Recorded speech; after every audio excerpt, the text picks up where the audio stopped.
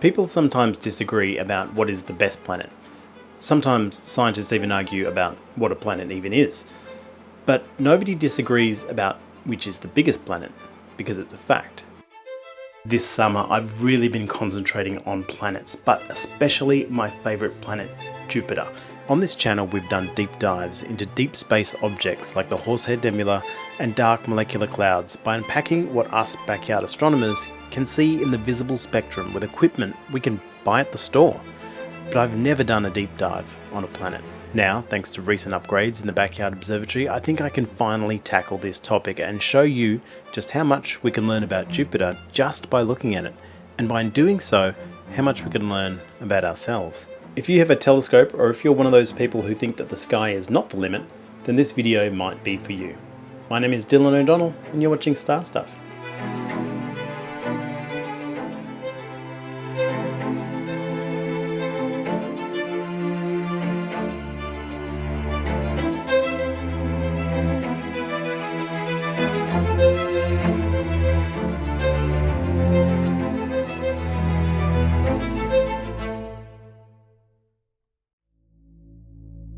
Thanks to Juno, we've become accustomed to some of the craziest resolution and detail of Jupiter than we've ever seen before. Hubble also turns its attention to Jupiter occasionally for spectacular updates on the king of the planets. But nobody has a more long-term ongoing view of Jupiter than the amateur astrophotography community, taking video of the planet night after night for as long as the planet is visible on Earth. It's through these observers that we've discovered impacts in real time, the appearance of new storms and features, and measuring the drift and decay of the Great Red Spot. I've spent a lot of time this season with my C14 trained on Jupiter, and most of those nights aren't clear enough for me to get as much detail as I'd like. But I recently had one crisp evening where I could see a lot. But for those who are interested, I'm going to show you my process of capturing the planet. When I record the planet, my telescope tracks and guides its motion across the sky. And using software called FireCapture, I capture a constant stabilized stream of video. These videos are 45 seconds long and are taken with a red, green and blue filter. I do this because Jupiter is rotating so fast that any longer will blur the individual images. The videos are stacked and sharpened using AutoStack at 3, which is the most magical part of the process. The individual frames are averaged and culled to produce a single image at the best percentage of the 15 to 20 millisecond frames, which suddenly reveals an impressive level of detail you can't normally see with your eyes through the same telescope. I don't use those sharpened images from AutoStack though, they're just a preview. First, I sort the red, green and blue average stacks into separate folders because I want to process each channel separately. Then I use wavelet sharpening in AstroSurface. I recently changed this instead of Registacks because it allows you to save your wavelet settings and apply them as a batch to all the images I took in that 2-hour session, which saves a lot of time. And honestly, the sharpening is very good too if you get it right. Not too soft, not too crunchy. At this point, I review the sharpened images and pick the best 4 or 5 for each channel.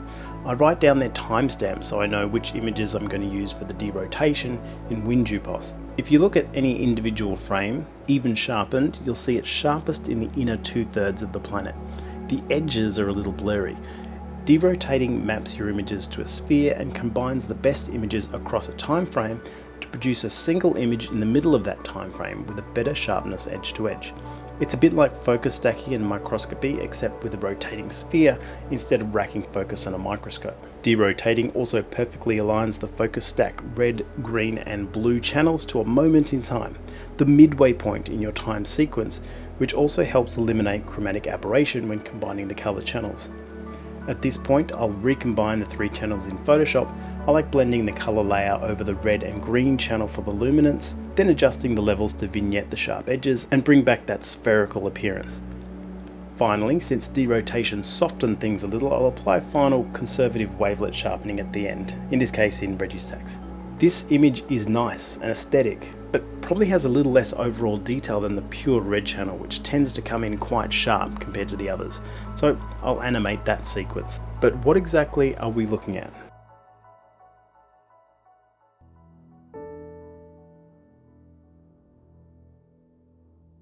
This is the good stuff.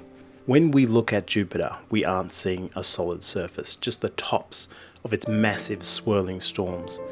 And yet, there's a structure here, a recognizable pattern, and oscillating weather events we're only starting to understand. This image is oriented correctly with north at the top, but you might notice some images of Jupiter with the poles flipped. We get it, Northern Hemisphere, you're upside down, you don't have to keep doing this. Let's just put north at the top, hey? It's harmless. One of the first things you'll notice is that Jupiter is slightly bulged around the equator.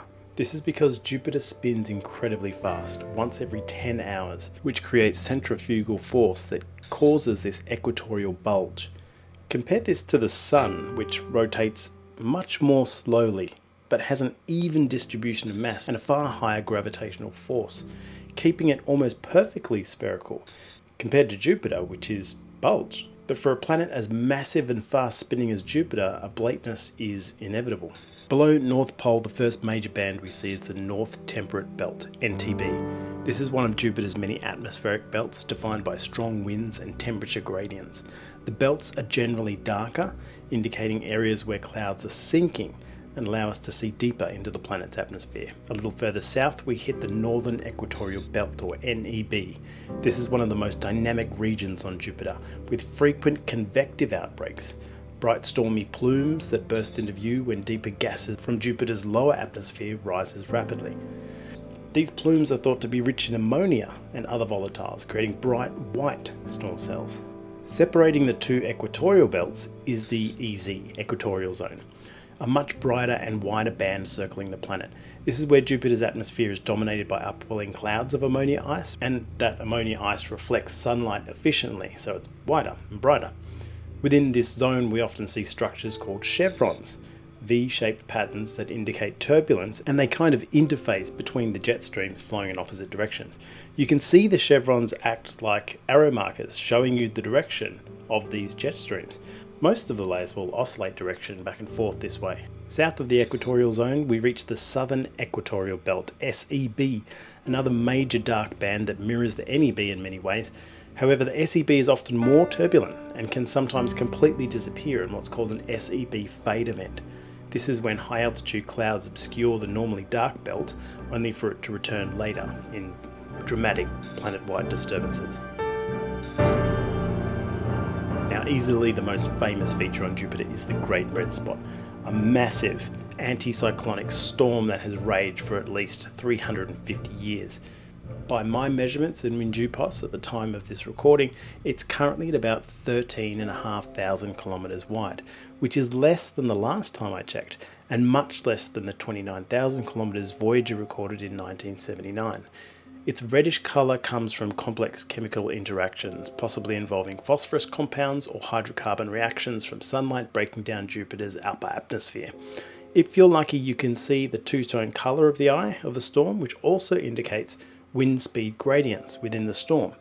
At 640 kilometers per hour, the winds here are 3 times faster than a Cat 5 cyclone on Earth, which is our maximum category. Trailing behind the Great Red Spot is a region of extreme turbulence, sometimes referred to as the GRS wake. This long area is a chaotic mixture of smaller storms and swirling vortices created as the powerful winds of the Great Red Spot disrupt the surrounding flow of the atmosphere.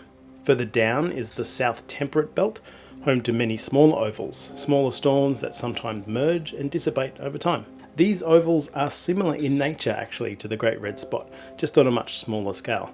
And around the year 2000, 3 ovals here combined to form Oval BA. Then in 2006, Christopher Go from the Philippines discovered that Oval BA suddenly turned red, and for a while was informally called Red Spot Jr.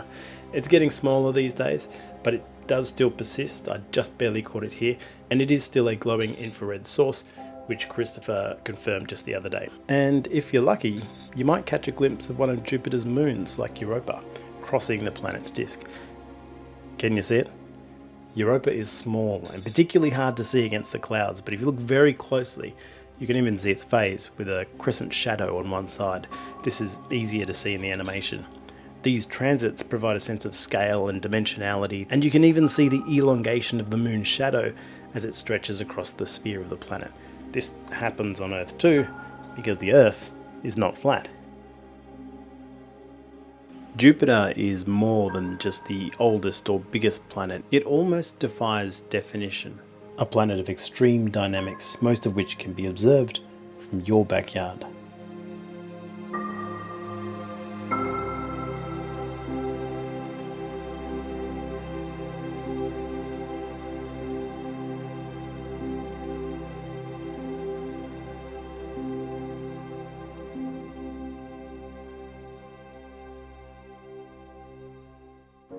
I hope you enjoyed that tour of Jupiter and the features that we can see from our own backyard, which many of you do because you have telescopes already. Like me, you've been learning the hobby and maybe you've watched a few of my videos. If you want to, you can subscribe to see more or go through my back catalogue. There's a lot of information there. On YouTube, there are some channels that I watch which I have nothing to do with. There's like this lathe guy I love to watch. I just love his vibe, and chemistry dudes as well. I don't have a lab or a lathe or anything like that. I just enjoy watching the videos. So it's a huge compliment if you're watching these astronomy videos and you don't even have a telescope. But if you don't, and you're curious, then I do recommend the show sponsor High Point Scientific, a New Jersey vendor who sells all sorts of different brands. The links will be in the description, or go to www.highpointscientific.com, and they ship anywhere in the world. They fully support their product and they have a price match guarantee. They've been supporting this channel for ages, so thank you, High Point Scientific. Hope you like the change of pace on this one. It's been a while since I've done any kind of deep dive, and hopefully this gives you some context. The images and the pretty pictures that we make are cool on their own, but when you actually unpick them, I find that the context adds far, far more value and interest than the image itself. And even though that Jupiter image was just one night long ago, I really dug in deep for this one and pulled out so much value out of just that one evening. It kind of blows my mind. Anyway, I hope your astrophotography journey is going well. You've been watching Star Stuff. My name is Dylan O'Donnell, and remember, everything is meaningless and we're all going to die.